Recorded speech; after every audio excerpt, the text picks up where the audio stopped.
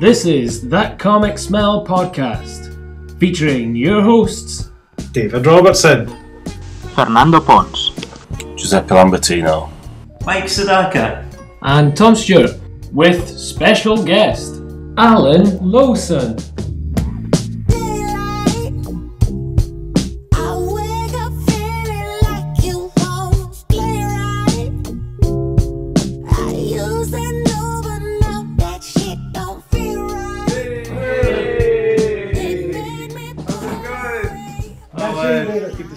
Not too bad. Hey.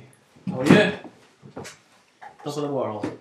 Top of the world. Staying strong. Good. New hairstyle. You never know what you'll get. I've just kept the same hairstyle for the last few years. Suits you. You look like a mega villain. How are you getting on, Alan? It's good to see you again. Yeah, it's good to be back. Yeah. I'm here till the 28th of June.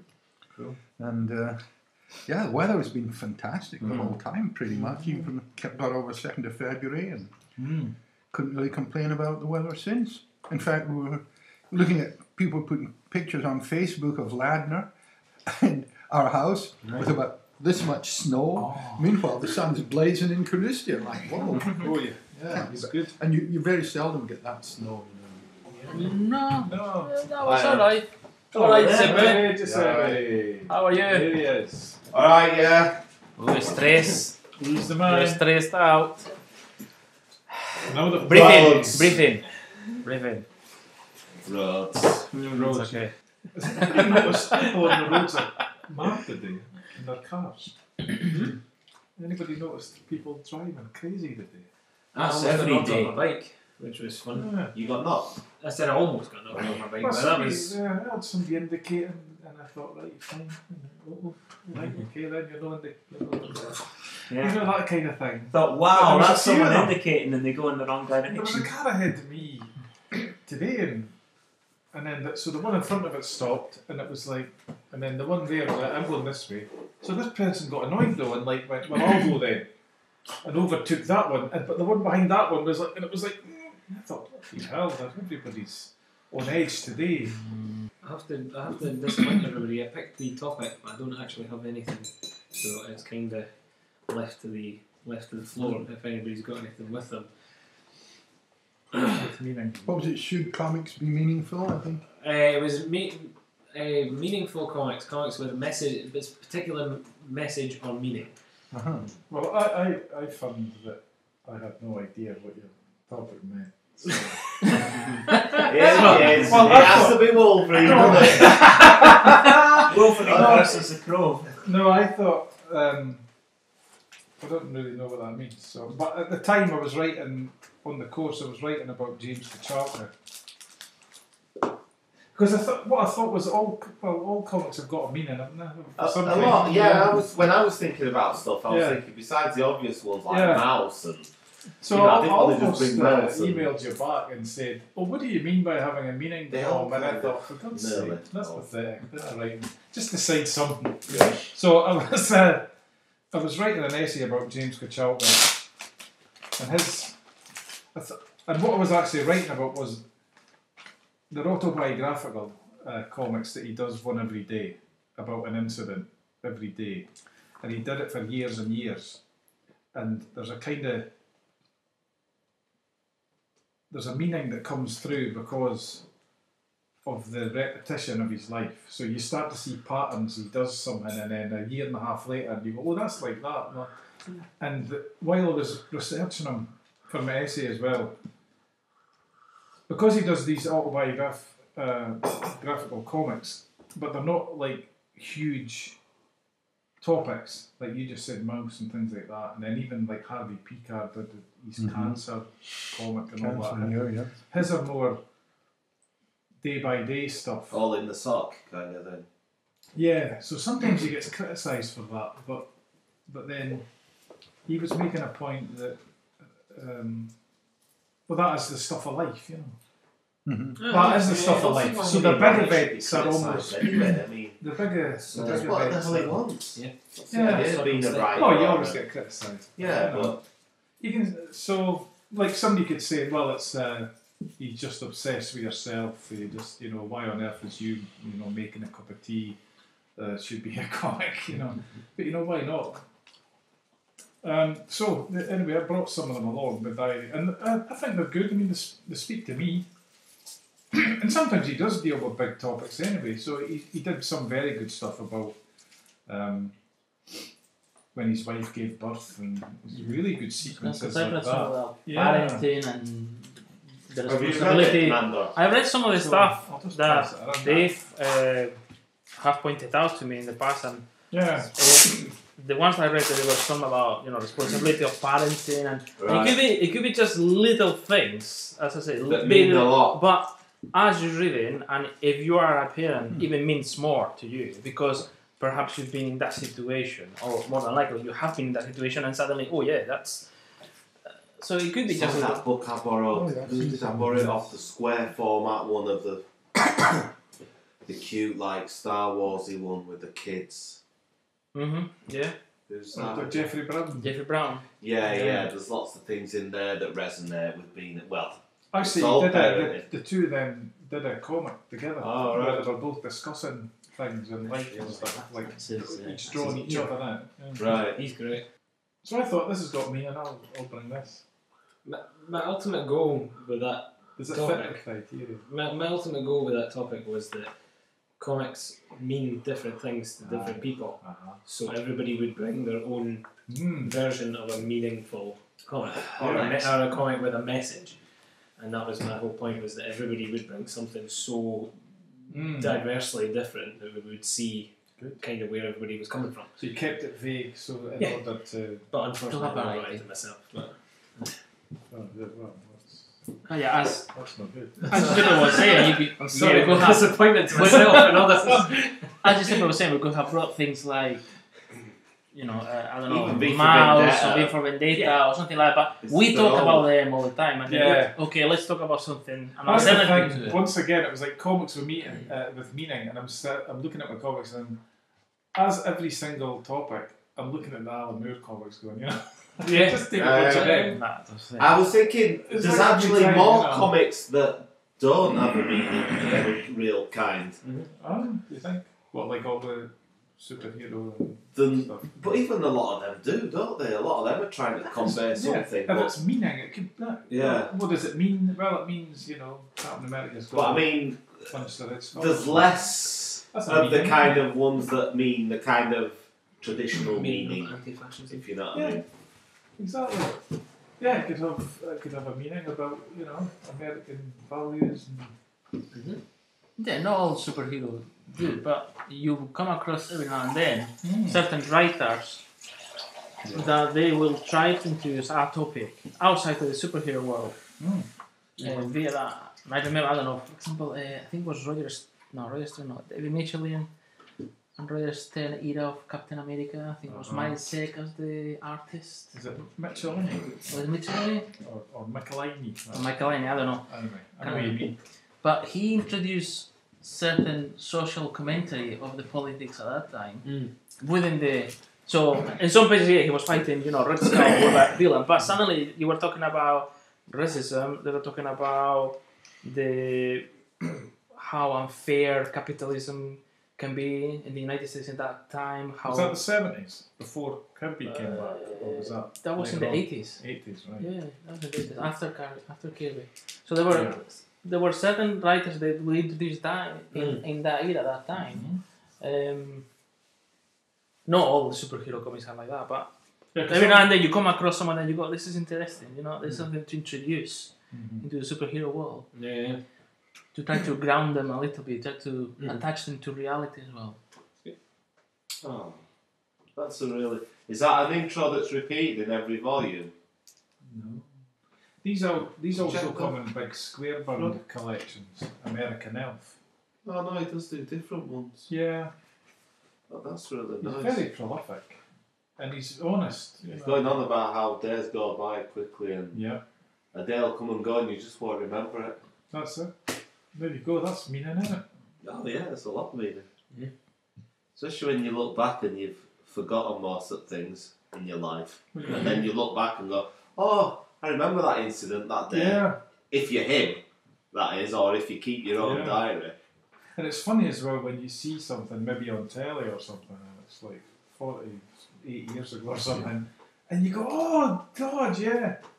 And I always think that's amazing. All the stuff that must be in the back of your head, that you never Deposited somewhere access in the again. cloud. Probably every single instant in your life must be in there because you loved it. So it's just accessing it. Yeah. Wrinkles. Yeah, by Paco Roca. This thing's flying Like out that. the head, yes. So that's my contribution to the meaningful comics. Wrinkles by Paco Roca. He's a Spanish artist. He created this particular graphic novel for... It was published in France first, I think in 2007. And then the same year, just a few months later in Spain. It's been published in the UK by Knockabout. In the USA, I think it's Fantagraphics, because Knockabout Fantagraphics, they kind of publish. Yeah. Top shelf. No, that's Top Shelf, that's right. It's Top Shelf Knockabout. So it's Fantagraphics that does the USA version of that one. It's a quite serious theme, because it's talking about elderly people and the effects of Alzheimer's and senile dementia, and also how in the European countries, in the Western society, we tend to put the elderly people in asylums away from us instead of taking care of them and out of sight, and so that cause trouble for us. So it's like, there is a quite... Not in all the Western. No, but in general terms, I'd say the maybe majority. more, some the Anglo ones more so, I think. But it happens. So so it's a very serious thing, very serious thing going on, and but there is a lot of humor through it. So it's told kind of like a tragic comedy. So it's this, it's tragic because what's happening is tragic, and it's sad as you're reading along. But at the same time, there's a lot of humor, like in life. And you can have bad times, so there's also good times in there. The variety of characters is following in particular one of the characters who is at the very beginning of the book by the family. Well, he basically is just been sent in this place, this old folks home, by his son, and he meets other people or elderly people who's living there, different circumstances, but in general terms, they're all being essentially pushed out by the family, and the hospital will deal with you, sort of thing. Of course, if you ever lived with anybody with advanced Alzheimer's, it can be a scary business. It's very well reflected there in the book, and he did quite a lot of research. He actually went to met people. He had a friend, a very good friend of his, that his dad had Alzheimer's. He worked with one of the houses, old folks. He went there, he did the sketches, he made the people, got the stories, and the majority of the stories and the characters that are reflected in the book actually come from real people that happened there. The couple of this big man and this little lady, and the big man doesn't say anything, the little lady takes care of him. I'm just reading that now. Is that una cucharada más? Yeah, that's right. Yeah, they are so sweet. El largo adios, the long goodbye. Yeah, and all these little things there. It's all. So it's very sad, and at the same time, there's a lot of humor in it, and he manages to do it very well, and it's very graphic on it. It's not so much as a lot of reading. Just when you spot that. Yeah. So that's a physiotherapist doing that. So it's very good, and I like also he uses very abrupt cuts sometimes. So sometimes you are seeing things through the eyes of the character. And so suddenly, at the very beginning of the book, you think that you are seeing is a couple and is asking for a loan or for in the bank, and actually is the son and daughter-in-law of this man that his mind is gone. He used to work in a bank, and he doesn't recognize the family. And it's the how you put that across on that, and the blood cuts as well. Suddenly you're seeing something else. That looks really nice. You turn the page, and there's this young lady in a train sitting by the window, and actually is an old lady who the only thing she remembers is when she was young and she was in the Orient Express traveling, and she still thinks she's in a train despite the fact she's in a wheelchair in the house. Have they done an English version? Yes, it's called Wrinkles. Nice. Very, very successful graphic novel. Did it say 60,000 sold on the In cover? Spain, yeah. His other one hasn't been translated though, has it? By Paco Roca. Yeah, the one with the was it the writers and the artists, the comic? The cartoonist Winter. I'm not sure if that has been translated yet. I haven't seen it, but I hope it will. Yeah. The other thing is, a lot of the story you'll miss it unless you are aware of it, or the Spanish, because it's very much after the Civil War and a time in Spain that there's a lot of peculiarities. Unless you are aware, you will miss a lot of information. It's still a really good comic book though, still a graphic novel. But that one in particular has been very successful in France, in Spain.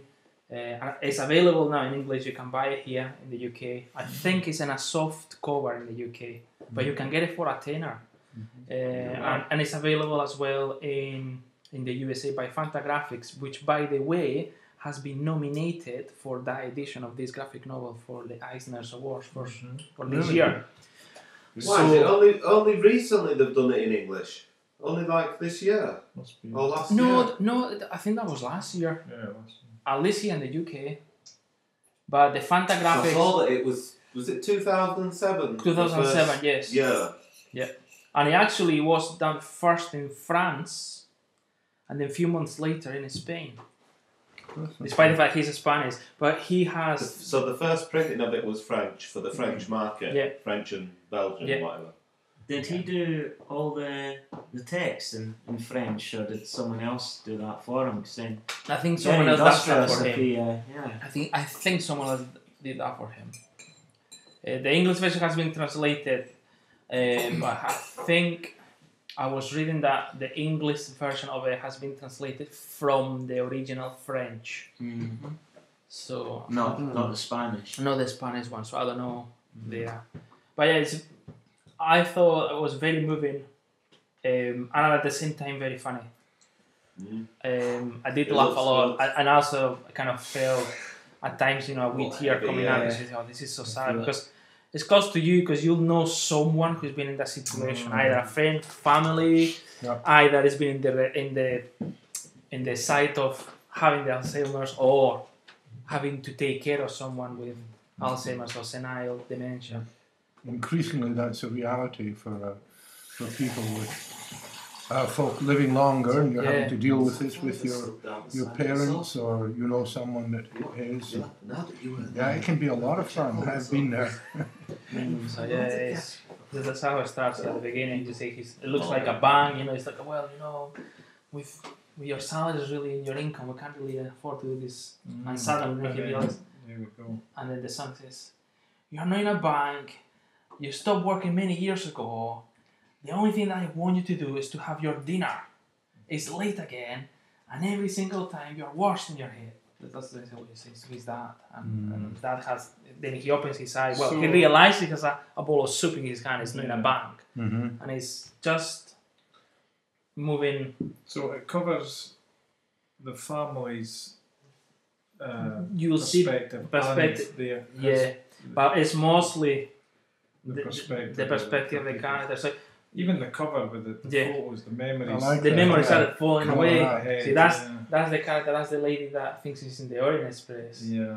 That he's losing his head. He's losing his memories. And then at the back, that's another of the characters that the only thing he wants to talk is when he won this race because he was in athletics. This one is another character who's a really cheeky chappy is stealing money from anyone and everyone's. But as you read the story at the beginning, you think, what a bastard! Look at him. He's taking advantage of all of them. And then as you're reading along, actually, it's helping him.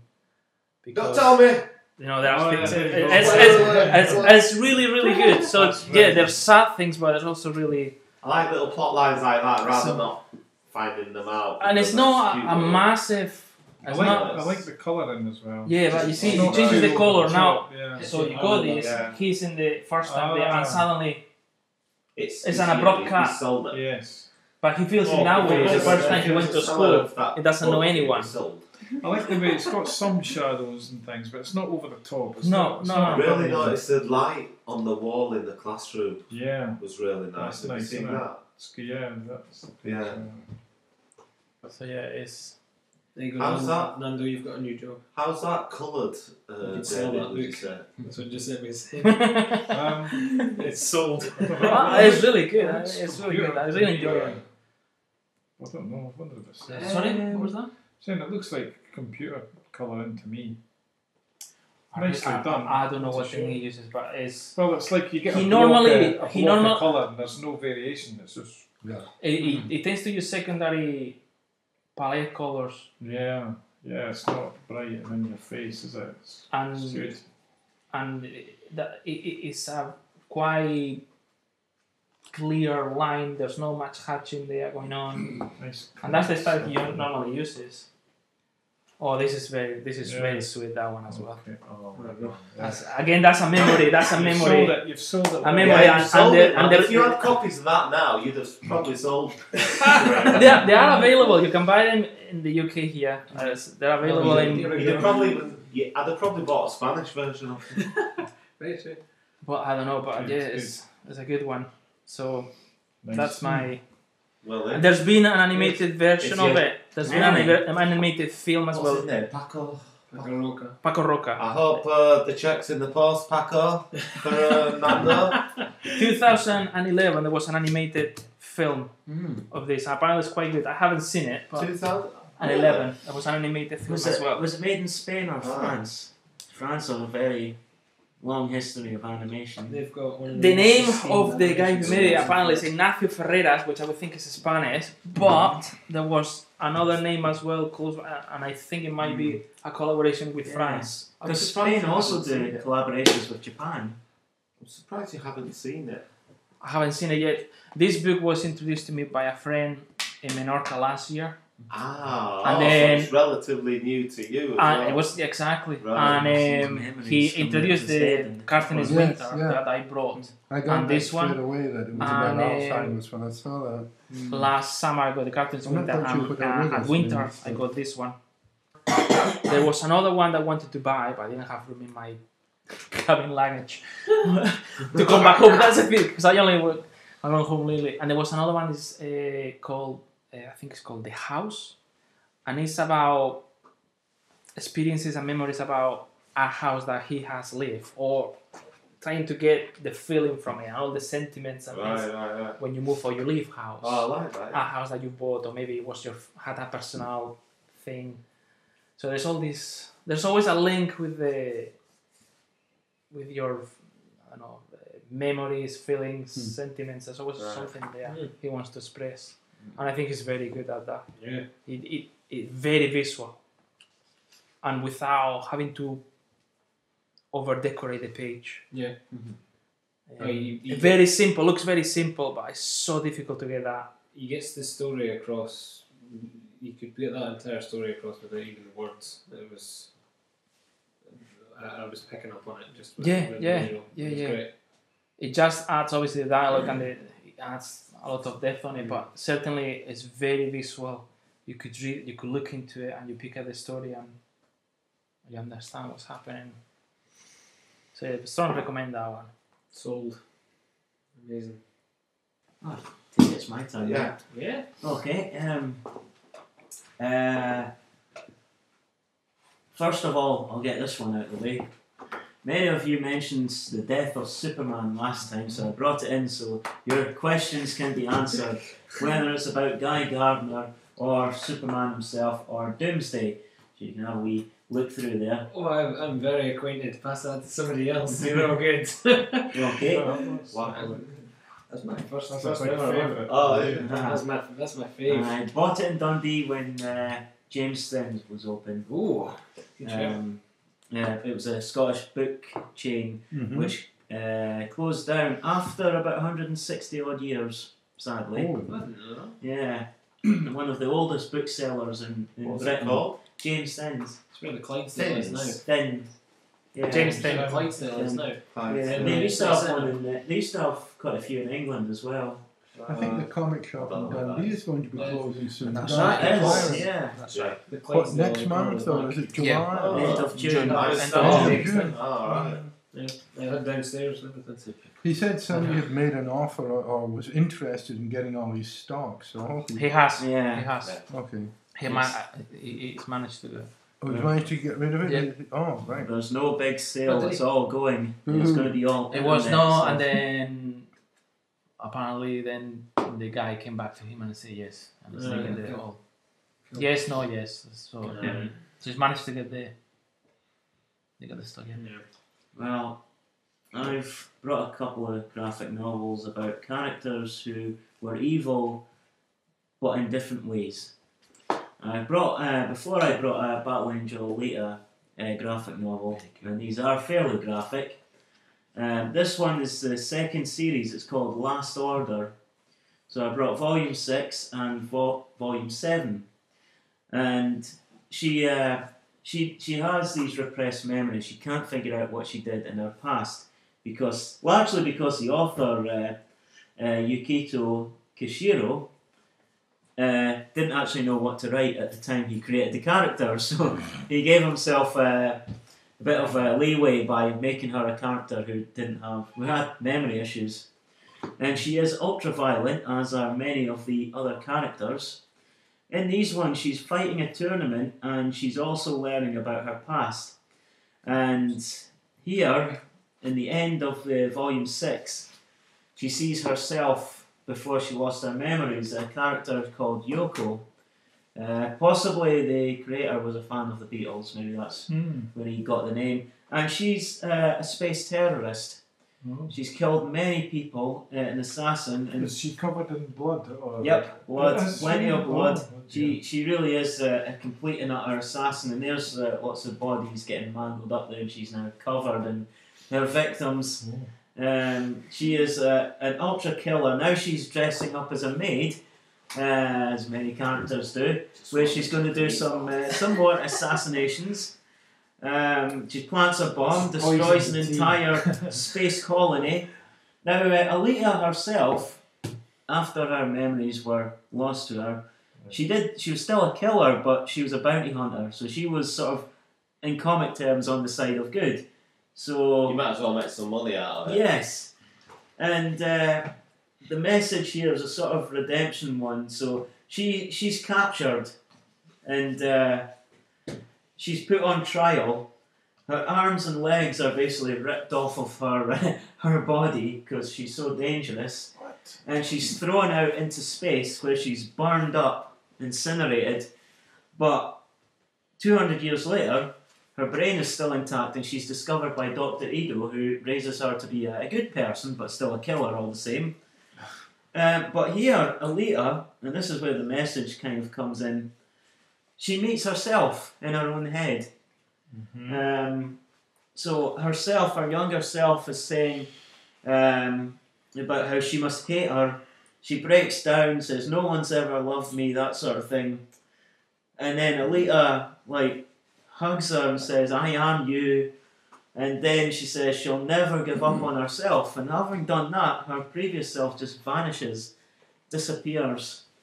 So the message there is sort of have pride in yourself, be a good person, although the individual has killed masses of people. I'm gonna say, Yeah. just forget about it. Yeah. Just forget about When it. you see some of the other characters in here, you will see that the mass murdering version of Alita is actually one of the nicer characters. Look at this fella. This big, massive. Yes, that's not his it normal body size. The match is I've never read starting. Well, don't rush me. What year is it? Orc. But It's a nice size. It's a nice size. 92. the So one. have you read all of these? Oh yeah, It's, I've got both series, and I'm wishing that he brings out a third one so we can end it all. right. I'm not going to say what happens at the end of each one. How did that brain survive 200 years? Well, it's After being covered with burnt sort of and exploded, cyborg. whatever. She's in a cyborg body, so she started out human, but something really bad happened to her. They managed to take the brain out. 'Cause this is a sort of cyberpunk, a post-apocalyptic world where Yeah. they have all the best technologies, but everyone else is kind of in squalor. So cyborgs are created, and her casing protected her brain and kept it intact for 200 years. But most of the memories were kind of repressed, not completely gone, because she can get them back at various times. That's some good casing, isn't it? Mm-hmm. But then again, there's lots of themes in the series saying, "Are you human? If you're a brain in a box, does that make you truly human?" And then the master race group, they are people who don't have brains. They have microchips in their skulls. So they say, "Are you still human? The brain's not there, but the body's there." Interesting. So, we keep touching on memory Yeah. and all our choices. This is Even intentionally, it has happened, yeah. this is the first one that came to mind when we mentioned messages. And you all know of Thanos as one of the most evil characters in Thanos Redemption. One of the most evil characters in Marvel. At one point, he managed to kill half of the universe, including all the microorganisms, all the plants, all the animals, all the superheroes. Nothing was immune. That's when he got the Infinity Gauntlet. And even Mephisto, the Marvel version of the devil, was with him, and Thanos just goes like that, and half the universe is wiped out casually, and he always has a big grin when he's doing these things. And he's even shaking, he's like, I don't believe he's going to do it. So Thanos has done all these evil things, even Death has rejected him. Of all the characters, the female version of the Grim Reaper doesn't want anything else to do with Thanos. Oh, wasn't that a lot of the reason he was doing stuff? Yeah, he was He madly was involved with death, Death. He's in love with death. Yeah. So and he was here, rejected. Yeah. Thanos is trying to make up for his past. He'll never be a hero, but he might touch on anti-hero, only just. He's looking for redemption, hence the title. And it's separated into two different chapters. So the first chapter, he discovers there's an evil presence even greater than him. You often see Thanos sort of meditating. He's always in deep thought. Look at that visual. Yeah, well, some of the the graphics are pretty intense in this one as well. It is Jim Starlin. No, he's writing it. Al Milgrom. No, he's writing a pencil. Pencil, Yeah, writer, pencil. Al Milgrom is the inker. Wow. And there's a lot of colourists and letterers. And he gives you a cameo by Adam Warlock. Of course he does. Great. Look at that. Lots of bright psychedelic colours. Adam It's the Warlock has a stars sort that of get me. complicated relationship with Thanos. So he goes through Thanos' past, and Thanos is sort of thinking up of these past memories. There's Drax the Destroyer in his original form. It's pure Kirby, isn't it? It's Starlin. So they're all fighting against Thanos, and they're all, most of the time they're losing against Thanos. Although deep down there's this idea that Thanos, the reason he loses is because he wants to. So he goes to another planet where he basically destroyed half the population. First thing they want to do is get rid of him, but he's actually there to help them, believe it or not. And he also encounters another familiar face, Galactus. He's a bad boy, isn't he? Yeah. And Thanos is worse than Galactus, and he's beaten him in the past, but here he's trying to reason with Galactus. Aren't they both baddies? They are both baddies. But Yeah, at times one is badder than the other. Well. Thanos tries to reason with Galactus by putting some sort of mind warp on him and appearing as the same size as Galactus. And Thanos tries to reason with them. Don't be worried about the size difference. And the thing that thing that Galactus tries to do is tries to fight back. So Thanos has to make a bit of a retreat. There's the wee. Oh, Yeah, Puck. what's his name again? Is it Puck or Pip? Pip. Pip the Troll. One of Adam Warlock's pals. Created by Jim Starlin as well. Mm-hmm. So he battles Galactus, and then there's the other enemy in this. There's a sort of hidden creature, and Thanos needs Galactus's help to get rid of this guy.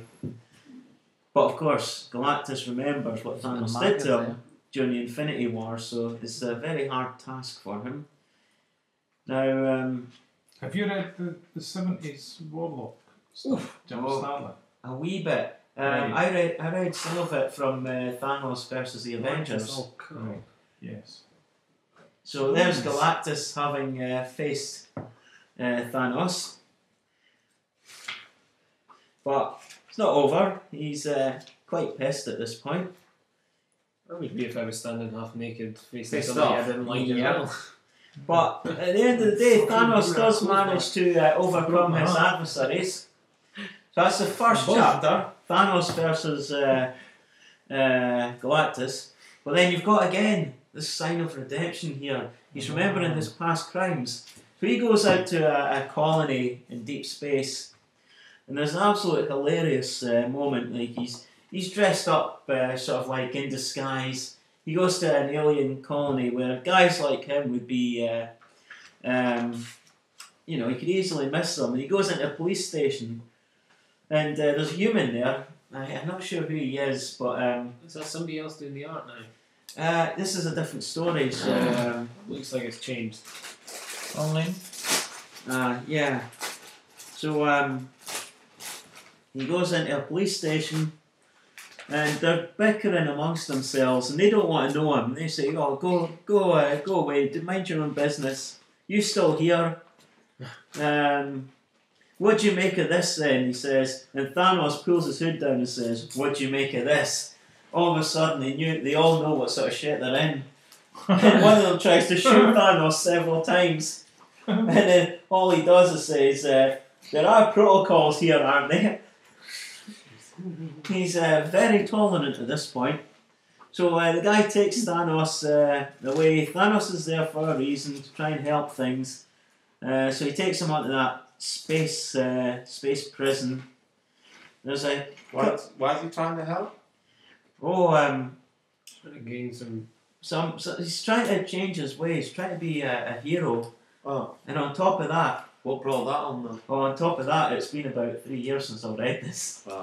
But you do get. Is that meant to be piss take on the Dragon Ball uniform or something? Because it kind of looks like. No, that's a prison outfit. Right. For some reason, Gladiator is in the prison. Right.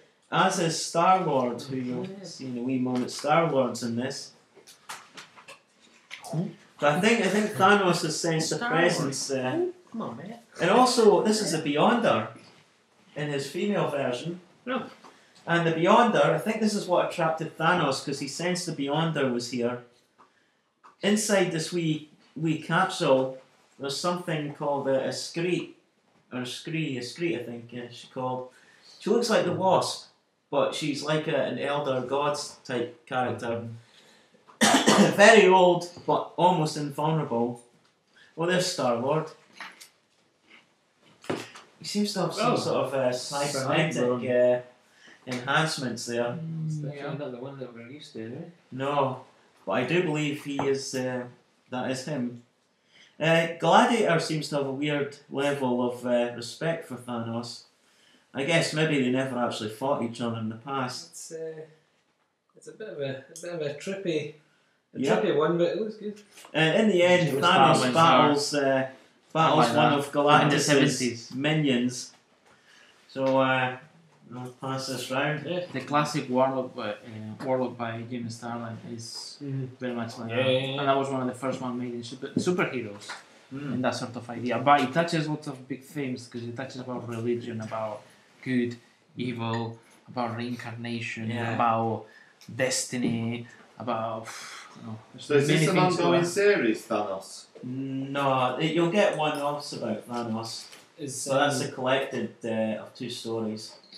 when you were on about Galactus. saying that normally evil. Yeah, does Galactus not got a version of himself at the moment? It's like Galactus the life giver. Well, or to me, something like Galactus in the Marvel universe has never been evil. He just eats planets. That's what he does. But he's not necessarily evil. He doesn't do it because he feels like he wants to do it. He did it because he needs to eat. Yeah. That's a good.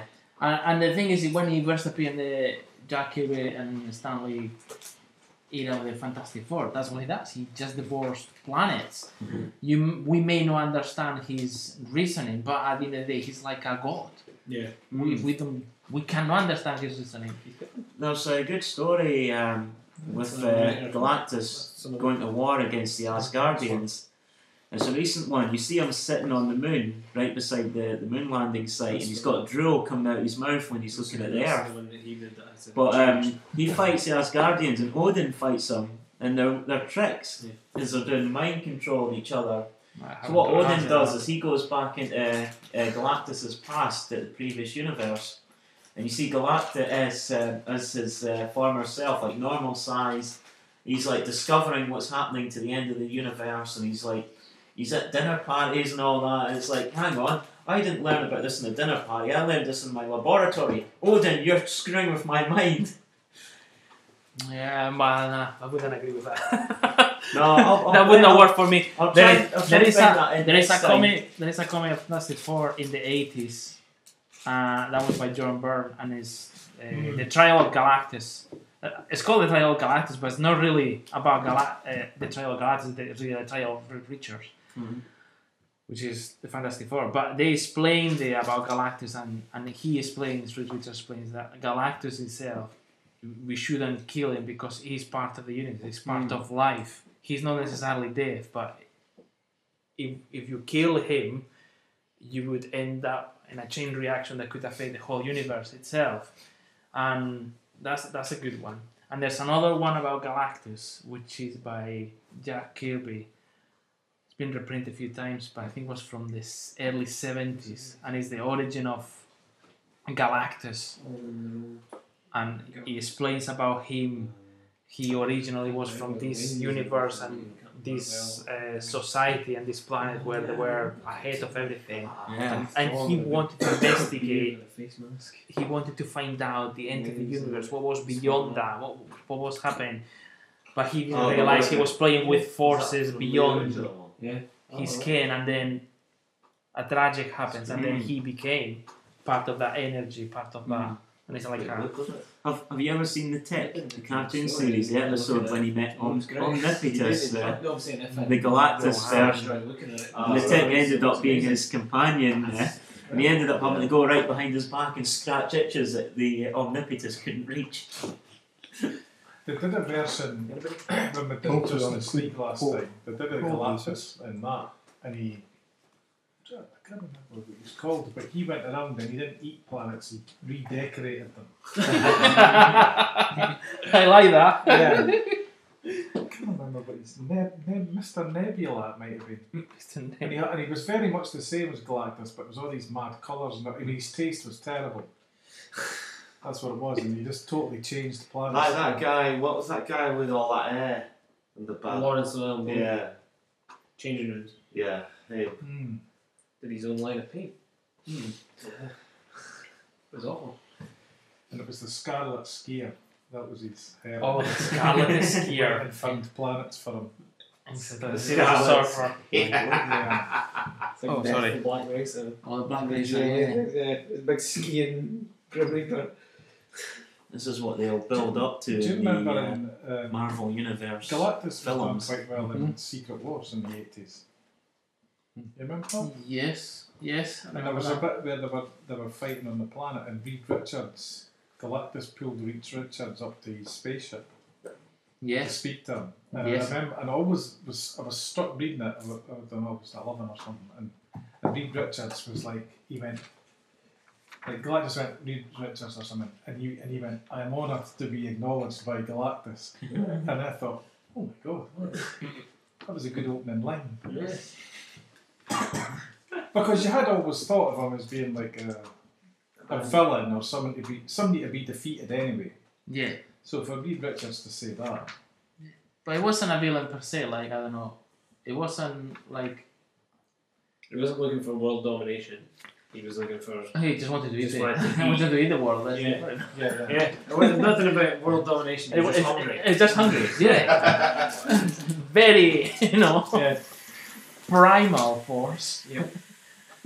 To be fair. Bizarrely, something I forgot to say is that Death is actually in this one as well, but strangely, a little girl, and she actually talks to Thanos Right. and says that she's worth waiting on. Wow. So, That's not creepy. no. But on the other hand, No, these it's days, not creepy at all. these Yeah, days it's Death just- is seen with Deadpool more often. But Thanos, I think, rejects her, so... How noble of him. Having wiped out half the universe for her. So really, in all actuality, Galactus is more a physical representation of natural selection and order. Some of it, yeah. Yeah, in the Marvel universe, they have these magnificent beings that represent the universe. Like there's Eternity, there's the Living Tribunal, there's the Watcher, there is Galactus, there are Chaos, there's Order, there are several representations, which in classic mythology would be, well, a pantheon of different gods. Yeah. That you would choose for particular things to represent the universe, but in the Marvel universe they have those characters, and Galactus is one of them. High evolutionary. Another one, So all these big characters. Is that the name of someone? Yeah. High for sure. He's Paul's He was given. He was the main villain in Spider-Man Unlimited. Oh, and It's a cartoon, and it's a shame that only went on for one series because kids found it really complicated. But teenagers and adults really enjoyed it. And it ended on, what do you call it? Cliffhanger. Yeah. It was really good. You had like a hero Green Goblin and a hero Vulture in this separate universe. But the High Evolutionary had these sort of like... actually, you probably Get wouldn't ready like to be it. blinded. It's a bright light. You wouldn't like it because the planet was run by animal people. Oh, So, anthropomorphic beings. The high evolutionary, Yeah, because the High Evolutionary sort of evolves. He does all these experiments, that, so he created animals them. and men and men and Like Dr. Moreau. Dr. Moreau, something, Who doesn't he does? You know, I've got a strange phobia. I don't want any of you to do this because it's I cannot stand the Vulcan hand signal. I just cannot stand it whatsoever. Really? The Vulcan hand signal. Yeah, yeah, I hate it. I'm not doing it. Well, you said it now, though. Yeah. That's like the worst thing to do. I thought just so that Tom would feel better about not liking the animal So figure. you're racist. Yeah, but we can't just have some man dog to walk in and freak him out, can we? But the Vulcan sign can be done every single time. You can do it with sticks. I would actually think it'd be quite funny if a man dog walked in. It would be, but it'd freak him out. Okay. Telling me. Nah, it's going to be hard not to do it, so Okay. I've tried not to. I try not to do it. Long live. Are you doing it on the Live long on.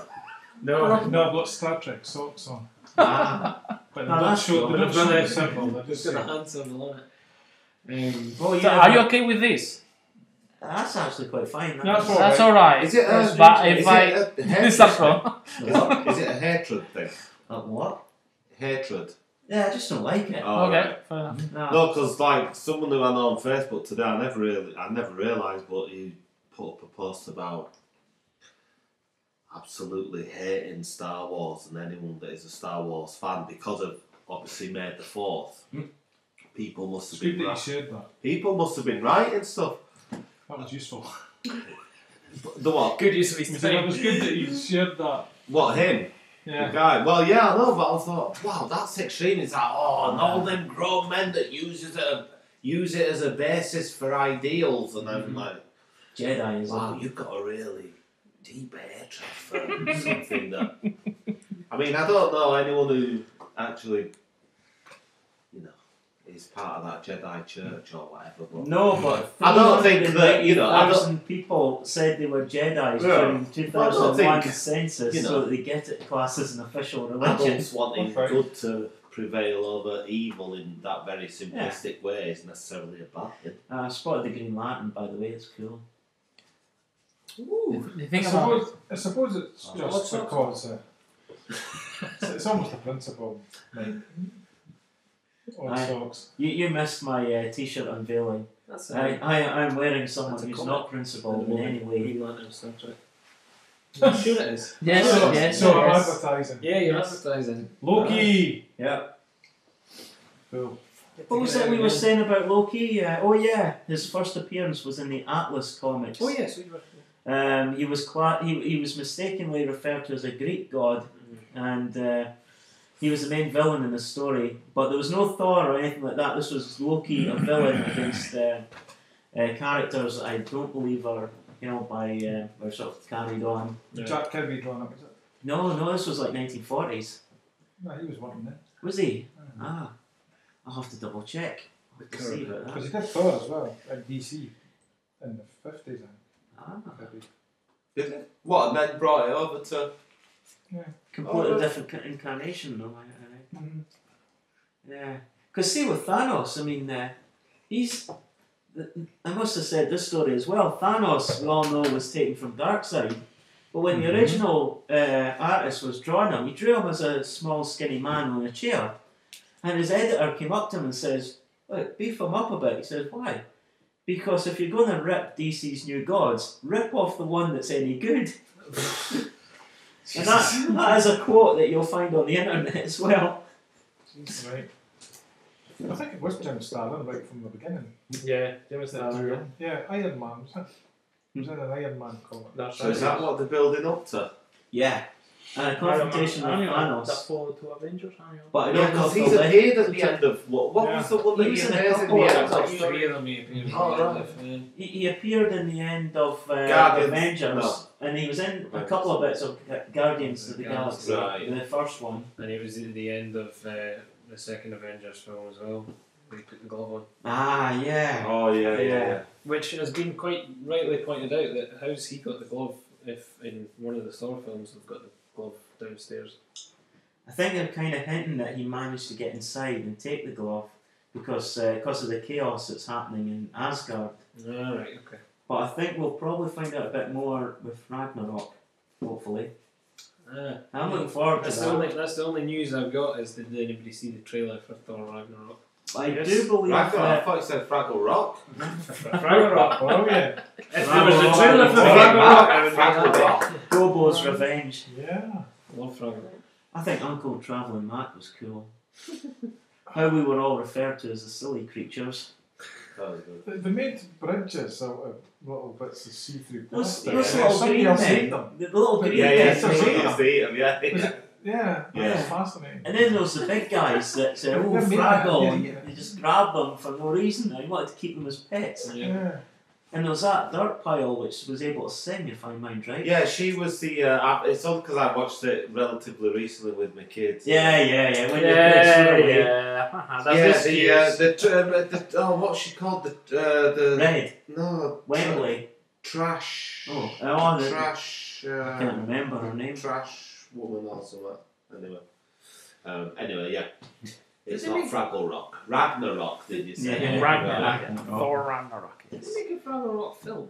They made a cartoon and they made several puppet series, but I don't know if they ever made a film that was released in the cinema. Remember God, the I film? hope not. That wouldn't have gone that. Might have worked out well. See, the Muppets worked well. So. Yeah. Damn. The Muppets are the Muppets. Remember that school Fraggle Rock poem we was- used to sing It's out? still the same company. It's still Jim Down at Henson. Fraggle Rock, grab a Fraggle by the cock. Now the Fraggle's dead. Chuck him in the bin. Boy, he makes an awful bin. Yeah. Oh, we It's a sung it at lovely school all the lyrics. time, Yeah. didn't we? So All the colourful. time. Yes. That's what kids did. They got these tunes and they changed, adapted it to suitable stuff for schools. Yeah.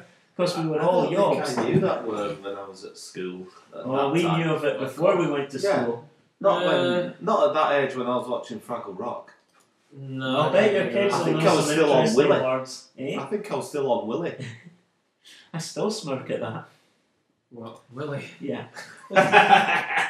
Because we mentioned Captain Pugwash characters earlier, and one of them's called When Big was- Willie. When was Ashford and Simpsons solid?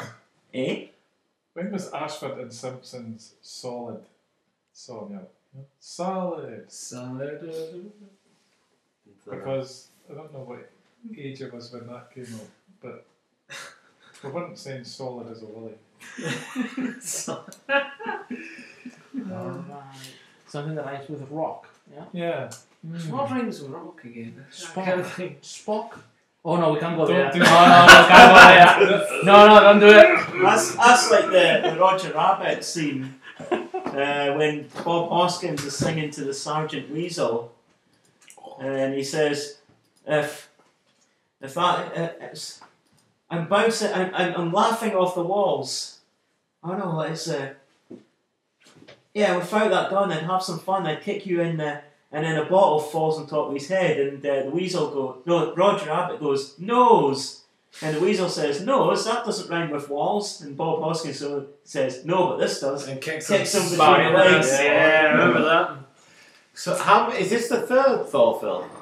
Yes. Yeah. Number 3. I thought the first one was good. The second one was I don't know what you're thinking. How did this happen? Thor's Australia. Well, it's a long story.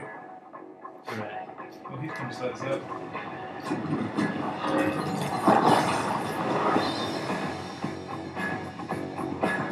Just did that to that. Hela.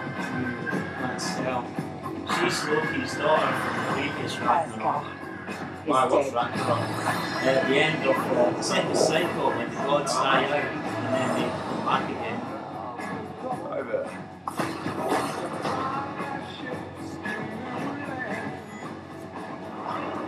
She just went, Bosh, I'll crush that hammer. Yeah. She's extremely powerful and Smashed. Why? Fist of November. Is it from, oh, the Executioner was there. is it from comic? Yeah. Was it comic first? Well, no, Story? it's actually myth. The myth first was that Loki had several children, and one of them was Hela, his daughter. So when they did the comics, they decided we'll make Hela to be a lot more intimidating by having her be a lot older. So instead of being Loki's daughter, at that point, she's Loki's daughter from the previous one. We know each other. He's a friend from work. Oh, come on.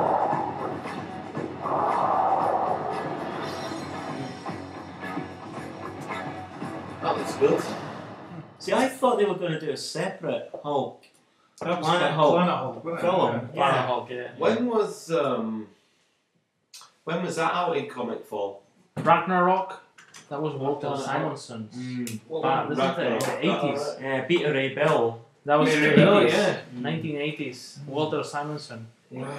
He did for a few years. He did Thor, and he brought Thor towards more the mythology of the Scandinavian origin. Okay. He introduced the Ragnarok and Surtur and Yep, those should be open. Hela and Hel and all these elements that they were there originally, but kind of forgotten into the superhero okay. comics, and he brought it back kind of in the origins. Right.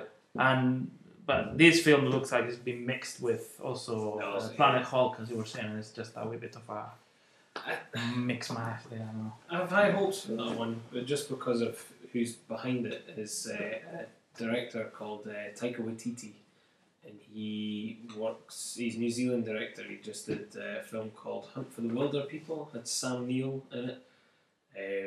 It's such a great film, but he's such a unique writer-director. I think he could really bring a kind of good Big flair. film, isn't it?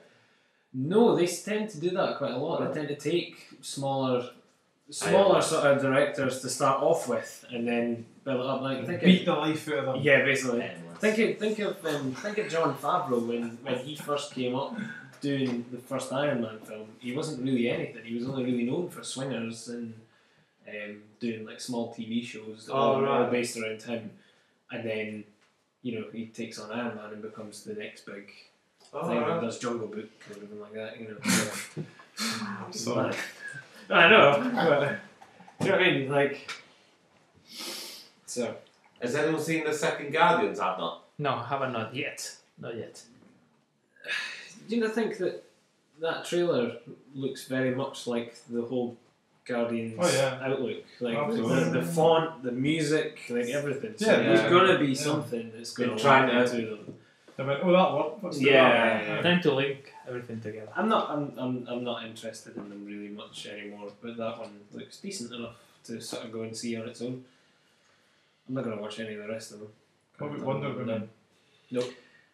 No? What? You're not going to go and see Wonder Woman? I don't want to see any of them anymore. I'm done. Wonder Woman.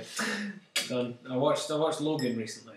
Oh yeah, that's what Did you like that? My nephew saw that. He said it was really. That face says no. Yeah, it was good, but the element he doesn't like. Yeah, it was good, but I was just sad by the end of it, and I don't want to see a film and feel sad. I want to see a film and feel entertained. I don't want to come away from it being like Jesus and just being bereft and really upset.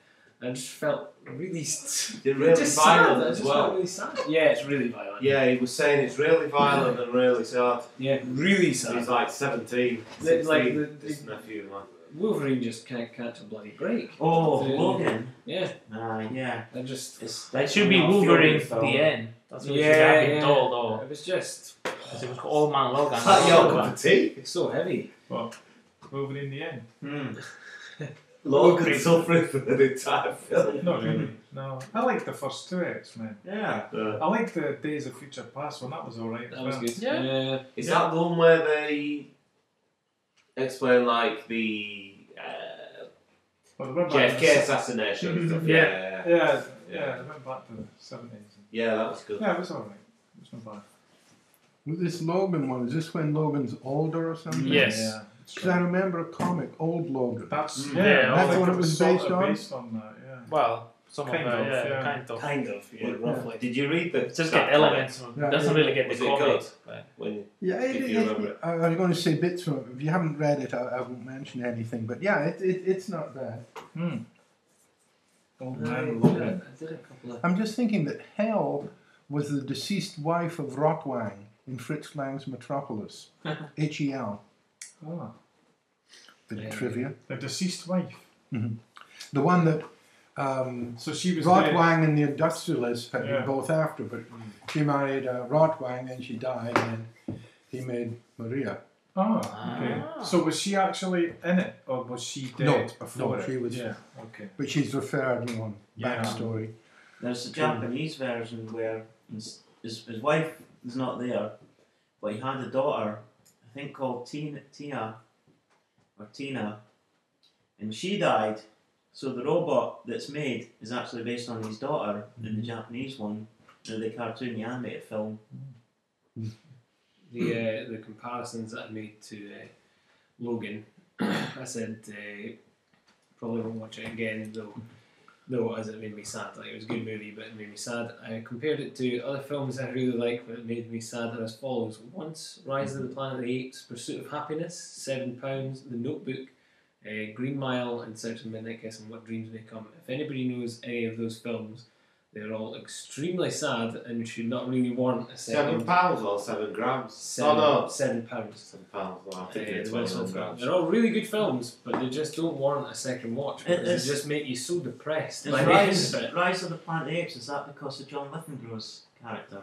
That's sad, but the whole story is just sad overall. Like, it's like giant misunderstanding after giant misunderstanding that just leads to complete annihilation. And it's just, I'm kind of, by the end of it, I'm just bereft. And I just don't understand why everybody needs to be so sad in films. I'm kind of like, just come on, like per couple we do. Oh, it's like music as well, isn't it? It's like Yeah. if you do sad songs, that's worthy and that's good. Yeah. If you do happy songs, well, okay, but it's just shite, isn't it? That's what I So if mean. you do that with films, I love happy. I love a good happy. it's song. also harder to do happy stuff well. If you're in the mood for it, it's that thing. If you're in the mood for it, great. Yeah. If not, you just. Does anybody remember Tony Basil? Yeah. In 1983, she Of did course. the Hey Mickey song, which Oh, I yeah, really yeah, liked. Yeah. Of course, So I it was always about pretended. you. Yeah, I was always pretending that she was singing it about me. So, Yeah, so that was a really happy, high-spirited song, and lots of people bought it. It was like a one-hit wonder because her next song was extremely sad and depressing, and no one bought it. Hey Mickey, So- you're so shit. Yeah, well, That was the sad one, yeah.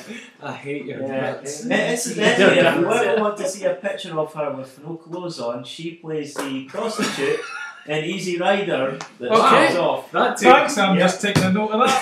Who That's got it. That's quite a Honestly, connection. Send me Easy the Rider at the very end, they go to New Orleans and they get two Yeah, prostitutes. yeah, Karen Black's one of them. And Tony Basil is the brunette. like a history Yes, of they the are. comics, or- chronology. And they all get stoned in the Oh, graveyard they all and they start getting I can feel hallucinations the and they outside, freak but I out. can't feel the inside. Yeah. So here's a question: can entertainment be meaningful? Oh yes, yeah, Can it? definitely. I think so. Because there's art, which should be meaningful. There's Ah. entertainment, which can be candy floss. Yes. And then there's the micro meaningful and the macro meaningful. The micro being like this, and the macro being like slow death comics, corporate crime comics. Well, the V for Vendetta, and Yeah, yeah. you know that kind of whole genre. Or Alice in Sunderland, for that matter. Yeah. I think, like I said, it's just everybody takes their own meaning from something. So you could take the most, what could be termed as on a grand scale meaningless popcorn thing that's just meant to be thrown away, but it might mean the biggest thing ever to somebody else because they have an emotional tie to it somehow. They might have a specific memory or something that goes with it. So you know that's completely different to somebody else's perspective on it. So I think in a way entertainment can be meaningful on that level, but otherwise I'm not too sure. It's And meaningful to who too, like the high modern art cognoscenti that basically 99.9% of the population goes, you paid $1 million for what? And something that would have a real common touch that, well, so there's a lot of people could identify with that have been through the whole Alzheimer's fun and games, and some of the political stuff, maybe anarchy comics or something like this, could touch quite a lot of people. So it's interesting. Yeah. But I think they're more satisfying, the ones that have a real meaning that you actually learn something from. So Yeah, that's nice. Is nice mere to feel information something. meaningful? Or I think it's definitely a good thing. It's definitely it's good to have that kind of education behind it and actually take something, feel like you've taken something away from it at the end of the day. But like that, at the same point, it's also just as rewarding to sit and feel like you've had fun for that length of time reading something as well. It might not have any sort of great depth or meaning to it, but if you come away with it feeling like you've had a good time, you maybe come away that's feeling happy. yeah, maybe that's just as meaningful because that filled that fun aspect for that moment, and you know, then you've got that memory forever of I had fun whilst reading that, I had fun whilst experiencing this, you know.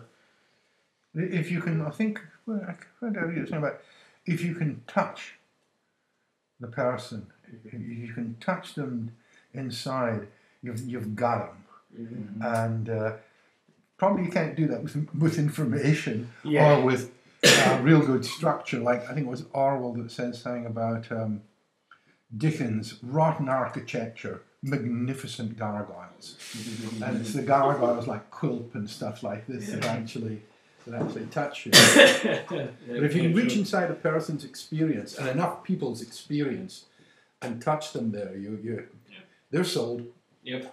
Which is why I probably can't get into superheroes and manga and stuff, because how can you relate to a superhero? Yeah, it just depends on what your personal tastes are. I think that's what it is. It all just depends on someone's personal tastes and perspective and everything. You know, you've got to take all that into account.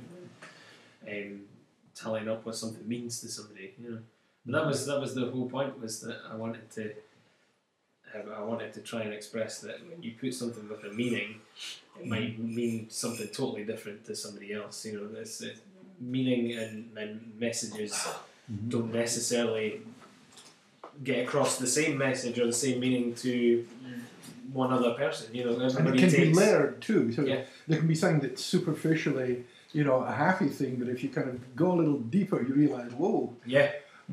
Like we were talking about earlier about the villain who's just like a straight black hat villain. But then if you do some backstory about how they got like that, a bit like I think it was a Killing Joke for the Joker, like how he got like that, it fleshes out the character a bit. As indeed they're always trying to do with Batman, trying to take him back to how he became Batman. My contribution is based on memories as well, like you pointed out before. It's a really well-known one as well, but I thought I'd bring it anyway because it's about, obviously, isolation and loneliness and stuff. Thingy, Jimmy Corrigan. Oh, nice. The smartest kid in the world. Have you ever seen it? I've still not read it. Have you got it? No, I've not. Have you read it? Who's read it? I've read it. I've seen some of it, Have you read it? No. No. So want to read that. Oh, it's a beautiful book. It goes through different generations of this guy. God, it's sad sometimes. Jesus Christ. Yeah, actually, you might not want to read it. No, honestly. You might not want to read it. No, I think I still would. You'd appreciate it, but there is a lingering pain. There's certain things that can still. But it's beautiful. There's certain things that are worth going through pain for. Yeah. That inside cover's painful in itself. Just trying to read it. Look at it. Yeah, I remember it was. Did you not bring a big? Yeah, massive. Right. Yeah, what was that again? Number 7. Yeah, and we opened one of the pages, just one, and it was. That's nice. Yeah. Well, right now, it's usually really good stuff though. If you do get the magnifying glass out and read it. Does he work on a big scale and then shrink it down, or does he work on that small scale? He does work big scale. Right. He must work on one giant scale. Yeah. Pages, just beautiful book. It's gorgeous. Isolation, desolation, loneliness. What was the other one that he did? Sadness. It's got it all in there. That's Through not different exactly a feel-good one. Yeah, no, through different generations as well. There's a bit actually where he becomes friend with an Italian. Do you recall that bit? Where he starts going round there and he's liking it because he's getting fed and has fun and stuff. It's just like, I'd just become a dad then as well when I started reading that. So it was even more kind of, But yeah, it'll take a while, but it's worth the pain that will linger. Was you dreaming for years? The thing I like of those comics is the first look at it, you think it's emotionless, it's very kind of quadriculated, sort of cold setup. I think so, yeah. But as you read it, he's prone to daydreaming. it's actually very emotional. Yeah. And there is that connection which is so difficult. But yeah, as you look at it, you think he's prone to daydreaming. it's very square, but actually it's a lot of emotion. There is, yeah. It's a funny book to kind of, on a kind of inconsequential, stupid side note. It's an odd book to store. Oh Because yeah. of the format. Yeah, It's short and stout and long, so it sticks out from the rest when you got it next to your littler books. If you know, we're not all the same, so why books should be all the same? That's Peanuts and Calvin and Hobbes. The most awkward things to keep on a shelf because they're just the odd sizes that don't match with anything else. It's just mad. He's done other characters, hasn't he? I'm familiar with his style. You're rusty, Yeah, man. I've read some of those. No, this one I don't think. I don't think he's written a lot though, has he? I don't think he's got a massive output. Chris Ware. Well, he does. He still does the Acme series. Oh. I think every time they come up now, they're like a hardback book. Oh, really? Yeah. Oh, right, I don't know what that is. Really good stuff. Can I borrow it? Yeah. Thank you. Don't blame me though. You'll get they very rarely survives more than one or two loans in the library. Really? Oh yeah, they would just come back right. Oh, it fell apart. I mean, it's made to just collapse. Yeah, it's not very careful. It's not the best made. Yeah. I'll be very careful. I'm always. I noticed that when I was reading it. Actually, I was like, oh god, this could easily. Let's have a look through. Yeah, I'm gonna have to go. Oh right, okay. I'll show you what I've been reading lately. Yeah. Oh yeah. Alan Huntington's Hands is Next Wave, Agents of Hate. This is by Warren Ellis, and it's Stuart Jimenez. And Stuart Jimenez is the Hakusai at the yes. Yeah, the Hakusai, Yeah. The Wave. Very funny. Out of the continuity of the Marvel universe, it's picking up characters, secondary characters, or third-rate characters that are kind of forgotten or no use at that time, and he's doing. There's a lot of dark humor, and he's laughing about the superhero genre itself. Even some comics that Warren Ellis has actually written in other series, and he's just laughing at that, and it's really good, really good fun. Geez, Stuart, he's really changed his style. Yeah. The artist is the one who does that. I forget the title now. About where there's a war between a planet and their moon, and the ones on the moon I think have horns, and the ones on the planet have wings. Saga, yeah. Yeah, Saga. It reminds you of that. Isn't that the same artist? No, it's Fiona Staples that does that. No, that's Fiona Staples. That's right. It's a different artist. This looks nothing like Stuart. No, I know. Stuart. I read that other one he did, and it was about about the art collector. One was a couple of them. What was that called again? It was all black and white. It was nothing like this style. No, it's different styles. Enjoy. Another couple of things that I've I been know. reading is last month was the 80th anniversary of the bombardment of Guernica, where it was a town in the Basque Country that it was completely destroyed during the Civil War, Spanish Civil War. And Paul Preston is a historian and he's done several books, and this is an adaptation in comic of this particular book by Paul Preston, and is drawn by Jose Pablo Garcia. He's done the adaptation to it as a graphic novel.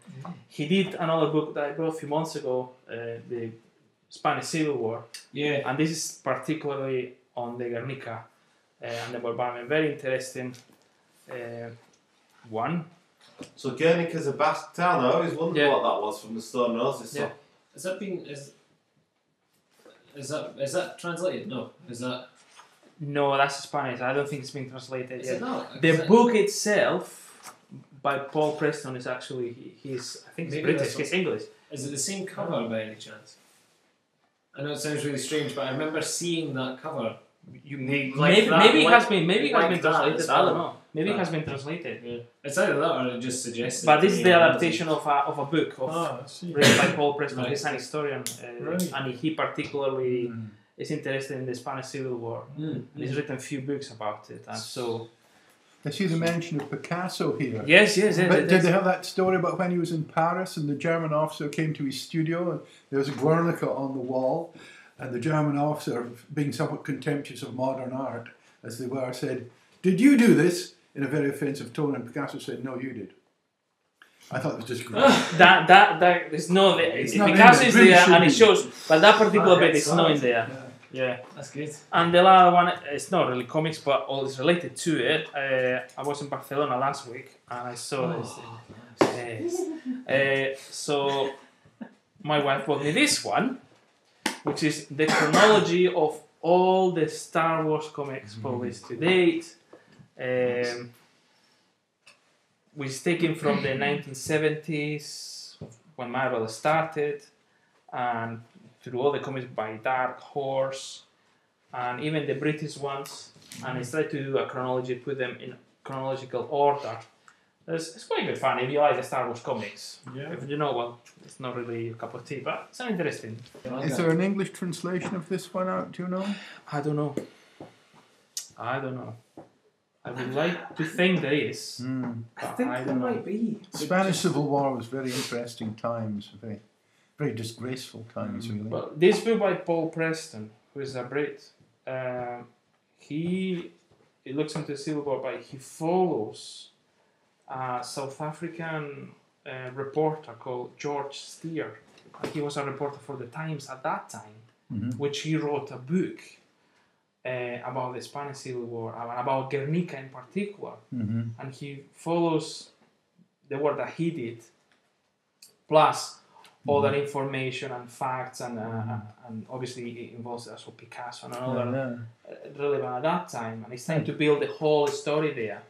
And he's talking about George Steer and how he had Paul Preston a lot to do with making sure that the Civil War, Spanish Civil War, and the message and what happened to Guernica was known to other countries, because at that time Franco, he had a lot of propaganda work done to just, because he was, they were saying that Guernica, the whole bombing of the city, which probably about 2,000 people died, the whole bombing of the city was done by the own Basque people, trying to blame the other party. I mean, it went to ridiculous. He explains that here, and it's just absolutely ridiculous. So George Steer, he tried to pass the message, and thanks to that, many children from the Basque country, around about 4,000 of them, were allowed to come to Britain and live in Britain. They were rescued. Good. Thanks to him, to his work. Despite the fact that the British government at that time, they still did not go against Franco. And they were supporting Franco because they were scared that the communists. Exactly. It was all huge, massive misunderstandings, as you were mentioning before. And it's really, it's a very interesting one, and I hope it's available in English. I hope. I'm not sure. But really good. Certainly the book by Paul Preston, I know it's in English. Paul Preston books are available in English. Yeah. It's maybe just the same visual on the front. It could of the be. Paul I Preston don't know. book. It could be this is based on a photograph. Yeah, that's what I was thinking. Yeah. And it could be that sure the actual probably book, is. that's the photograph. I'm sure it's the exact Probably same based on style photograph. I've seen. But what they did there in that particular case in Guernica, and it's lots of things that I didn't know. But Guernica, they had no defenses. There was no cannons, armies, or anti-aerial anything. It wasn't a military objective either. Just flawless. And they attack on the day that it was the market day. Nice. So they did it intentionally, and the bombardment and what they used, it was intentionally to cause as many deaths as possible. First, they passed with some planes to throw some grenades in particular points, so the people would run away. The people that would run away, they would caught with the smaller planes with machine guns and kill. Wow. The other people that would hide in the buildings, then another bombardment, heavier, would smash the buildings, and the people who were hiding, if they survived the bigger bombardment, then they thrown incendiary bombs. So the whole town was in flames. So who did survive the machine guns or the initial bombardment, then it would die in the flames. And that's what they did. And that was the tactic by the Germans at that time, with Italians as well. And that's what they did. And it was just an example, just to scare the rest of us, show them what could be done. to shock the rest of the Republicans in Spain at that time. It's a bit like Hiroshima, which was an unbombed city. It was to show what could be done. Yeah. Anybody else? Any suggestions or anything? Whose go is it next? Or just if anybody had any suggestions or anything, just for saying. All I read, I've not had much time because I've been doing other stuff, but I just finished off volume 3 of Concrete, which was as you're still reading Concrete? good as ever. Yeah. Concrete's good. So now I've finished what I actually have of Concrete, so I could be buying some more. Ah. I want the full set eventually. Last time I went into Groucho's, they had 2 or 3 books, but that was a long time ago now that they had them out. So Concrete. Alright. Yeah. So go and have a look. Alright. I've only ever been in about 3 times in 5 years anyway, but I haven't been in a long time. Never has there been something good in the comic section, but you always seem to pick up some. The last one I got there, was the last one I got was that hip hop one. No, what was that one that you got that was the jazz artists, the jazz musicians. Didn't you pick that up? Oh, the blues. The Robert Crumb book. Oh, the Crumb one. Yeah, it was. Yeah, I picked that up. Yeah, got that in Groucho's. Yeah. That's the last thing that I got. That was the last thing I got from there. But I haven't been back in. To see what I got. But they normally do have sort of just little finds in Groucho's. So good. Right. Just because they've only got a small book section, so and it's usually quite niche things that people are handing in. So yeah, good. Is that Asterix? And then you'll actually these are these are things that I just picked up over the past month or so. Picked this up the other day.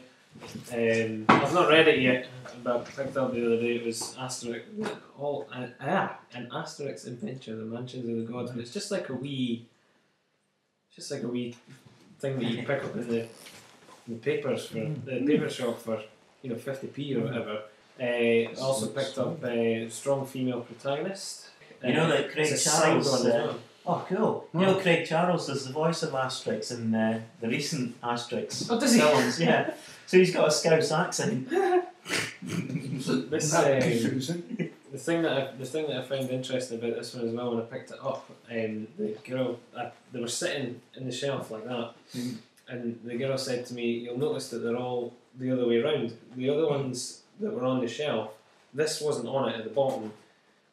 Writing was a lot bigger, and it was facing the opposite direction because if you put it on its back, it's upside down. Yeah. Apparently, this was some of own copies that she brought across for a Comic-Con, and she just signed them and she left them in the shop and just said, just sell them off if you want. So I was quite chuffed to get it because I've read this already, and it's a great story, great piece. So it's quite interesting. It's just a girl who's she was like a part of a superhero team when she was a teenager, and she got sick of it and sick of not being able to live a normal life, and kind of revealed herself on television, but obviously it revealed herself to all her major villains that she had built up, and now she's trying to live a normal college life whilst these people are after her, and it's Still after her. But it's good. It's really interesting. It's just that kind of you're going through this girl's average day to day, but these people are sort of looming at the back of her. They're going to come after her, but she's indestructible, and it's this whole thing of she's indestructible. And I'm guessing her family aren't indestructible. No, but a lot of people. There's a lot of different sort of issues in it as well, because they touch on the fact that she gets kind of ostracised by society in some aspects, and a lecturer of hers doesn't take too kindly to her being a super, as he puts it, and it's this whole thing of he starts giving her a bit of abuse, and it's a whole, it's touching on kind of social issues and whatnot as well, whilst telling this original story. But yeah, it's quite interesting. I really enjoyed it, so it's quite chuffed to pick up a small copy. Sentence at the bottom. Yeah, it's now related. that's related to the page. Yeah. If you read through it, and then you can read all the little bits at the bottom. But as I read it, I read the little bits at the bottom as I was going, because it's kind of like she's almost journalising it as she's doing it, but she's writing it from the perspective of the character at the bottom. but she's in the midst of making book 2. It was an online comic, and she grouped it together into a book. really? But she's in the midst of trying to get crowdfunding together to get book 2. Interesting that it came signed. Yeah. I picked up what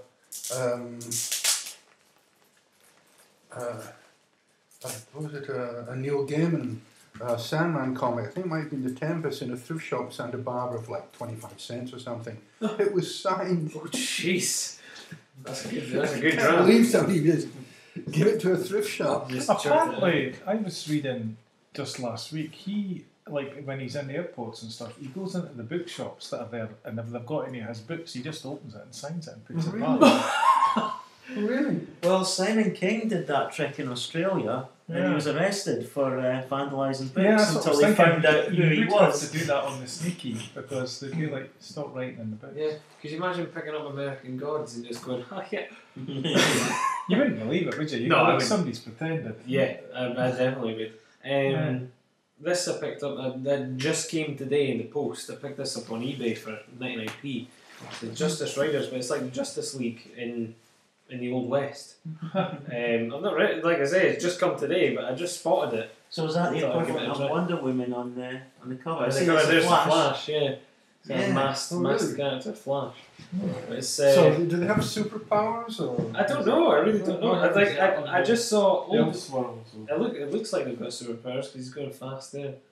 But I just kind of saw Old West in Justice League and thought this will be interesting. why not? I read this recently as well, Justice League of America's The Tornado's Path. I quite like Brad Meltzer as a writer for comics. I read his Identity Crisis and really enjoyed that. I know we had a whole thing about that, but I really enjoyed it.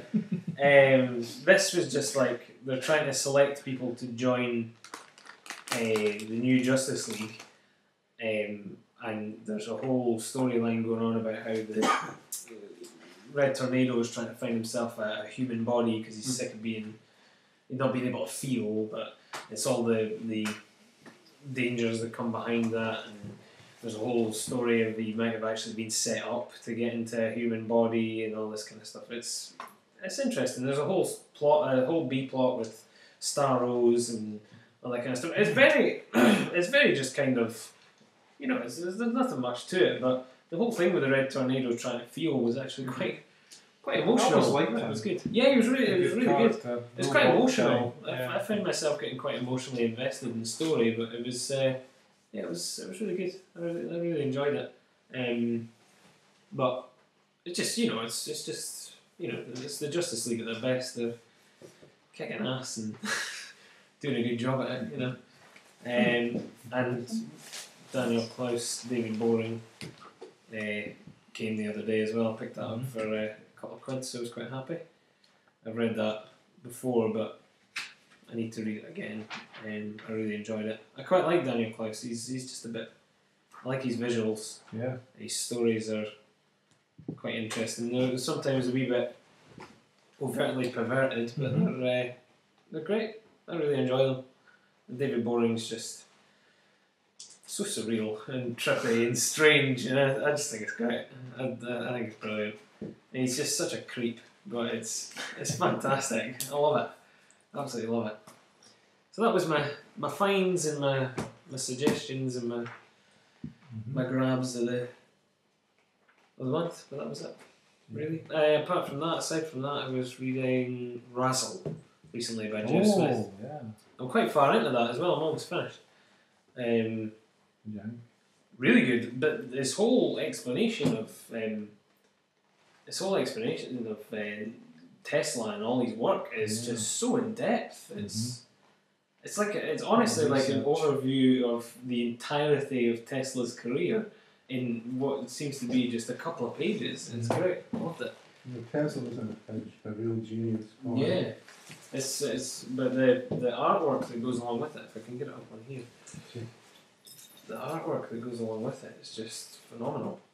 I mean, Jeff Smith obviously did Bone, and that's phenomenal. But We haven't figured out half the stuff that Tesla. Yeah, like there's a whole thing about Frankenstein here, and then he starts focusing on the works of Tesla.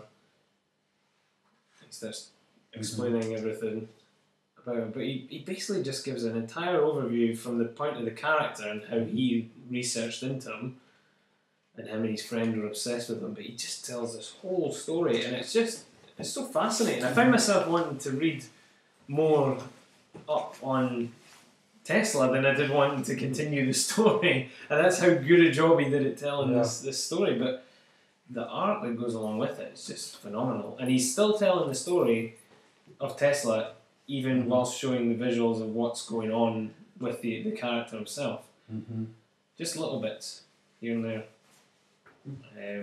But Russell, that's Jeff Smith's Russell. That was really good. Really enjoyed that. It's time when he went up to the Rockies and made his tower. And I just thought it was. Mark Twain was a buddy of Tesla. Oh really? Yeah. There's a story about Mark Twain knocking on the door and Tesla opening and telling him, "Oh, just hold this for a second. Ball lightning." He said, "What?" And there's this chair on this metal disc. There's a chair on it. And Mark Twain was saying, his rheumatism was playing him up or something. And Tesla said, "Oh, is that right? Go sit on that chair for a second." Click, buzz. Wow. Mark Twain going, "Wow, that's fantastic." I thought, well, better come off now. "No way, I'm not getting out of this chair." No, really, actually, you better get off now. And Twain goes, "Quick, finish your bathroom." Shoot the shit out of it. But there's all sorts of stories about Tesla, but he'd have this harmonic frequency box, and he'd put it on, attach it to this skyscraper frame that was going up. Have you heard that story?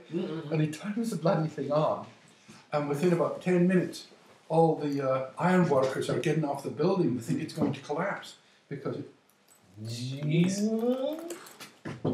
just on harmonic vibration. Good. Anyhow, I don't take off. Good seeing you again. Okay, and month's time, I guess, folks. Yeah. You'll let us know what the subject's going to be. I will do. Okay. I'll let you know more in advance this time.